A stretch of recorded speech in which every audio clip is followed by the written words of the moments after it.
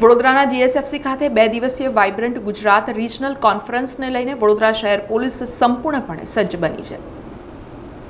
વિકસિત ભારત વિકસિત ગુજરાતના ઉમદા આશય સાથે આગામી તારીખ 29 અને 30ના રોજ વડોદરાના જીએસએફસી ખાતે 2 દિવસીય વાઇબ્રન્ટ ગુજરાત રિજનલ કોન્ફરન્સનું ભવ્ય આયોજન કરવામાં આવ્યું છે। આ સમિટમાં દેશ વિદેશની ઔદ્યોગિક ક્ષેત્રની નામાંકિત કંપનીઓ સહિત ક્ષેત્રમાં રસ ધરાવતી અનેક કંપનીઓ ઉત્સાહભેર ભાગ લેવા જઈ રહી છે, જે રાજ્યના ઔદ્યોગિક વિકાસને નવી ઊંચાઈઓ પર લઈ જશે। આ પ્રતિષ્ઠિત 2 દિવસીય વાઇબ્રન્ટ ગુજરાત સમિટનું ભવ્ય ઉદ્ઘાટન રાજ્યના મુખ્યમંત્રી ભૂપેન્દ્ર પટેલના હસ્તે કરવામાં આવશે। આ પ્રસંગે નાયબ મુખ્યમંત્રી અને ગૃહ રાજ્યમંત્રી હર્ષ સંઘવી, ઉદ્યોગ મંત્રી તેમજ ઉચ્ચ સરકારી અધિકારીઓ ખાસ ઉપસ્થિત રહેશે। કોન્ફરન્સમાં આવી રહેલા તમામ વીવીઆઈપી મહાનુભાવોની સુરક્ષા અને મુવમેન્ટને ધ્યાનમાં રાખીને વડોદરા શહેર પોલીસ અત્યારથી જ સંપૂર્ણ રીતે સક્રિય થઈ ગઈ છે। સુરક્ષા વ્યવસ્થામાં કોઈ ચૂક ન રહી જાય તે માટે શહેર પોલીસ દ્વારા ચુસ્ત અને ચાંપતો બંદોબસ્ત ગોઠવાયો છે। ત્યારે આજે ડીસીપી ઝોન 1 જગદીશ ચાવડા, છાણી પીઆઈ દ્વારા અંદાજિત 7 એકરની ત્રિજ્યા ધરાવતા વિશાળ વિસ્તારને આવરી લઈને સઘન એરિયા ડોમિનેશન અંતર્ગત કડક નિરીક્ષણ હાથ ધરવામાં આવ્યું છે। આ સમગ્ર વિસ્તારની સુરક્ષા ચકાસણી માટે પોલીસ વિભાગ દ્વારા ડોગ સ્ક્વોડ અને બોમ્બ સ્ક્વોડને સાથે રાખી ઝીણવટભર્યું ચેકિંગ અને નિરીક્ષણ કરવામાં આવ્યું છે।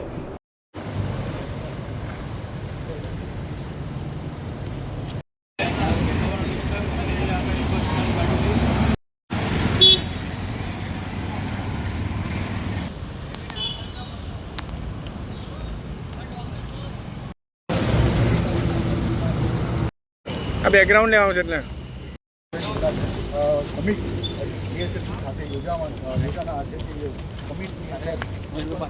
આપ બધા જાણો છો, વડોદરા શહેરમાં 29 અને 30 જૂનના રોજ વાઇબ્રન્ટ ગુજરાત રિજિયન કોન્ફરન્સનું આયોજન થવા જઈ રહ્યું છે।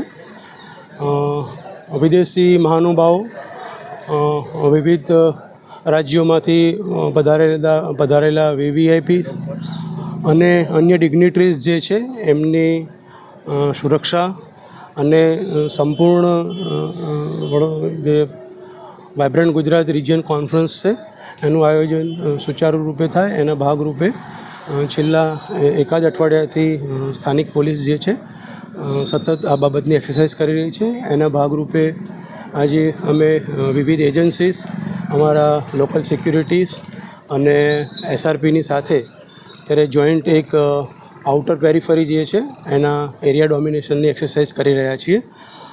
સમગ્ર જે કોન્ફરન્સ છે એ દરમિયાન 10 ડીસીપી, 21 એસીપી, 70 પીઆઈ, 100થી વધારે પીએસઆઈ, લગભગ 800થી 900 એએસઆઈ, હેડ કોન્સ્ટેબલ અને પીસીનો બંદોબસ્ત જે છે માનનીય સીપી સાહેબના માર્ગદર્શન અને સૂચના હેઠળ ત્યારે ચાલુ છે। આપ જોઈ શકો છો ત્યારે અમારી એરિયા ડોમિનેશનની કાર્યવાહી ચાલુ છે। આગામી બંને દિવસો દરમિયાન આયોજન સ્થળ અને તેની આસપાસના વિસ્તારોમાં કાયદો અને વ્યવસ્થા જળવાઈ રહે તે માટે પોલીસ તંત્ર દ્વારા તમામ લોજિસ્ટિક્સ અને સુરક્ષા પાસાઓનું સચોટ આયોજન કરી દેવામાં આવ્યું છે।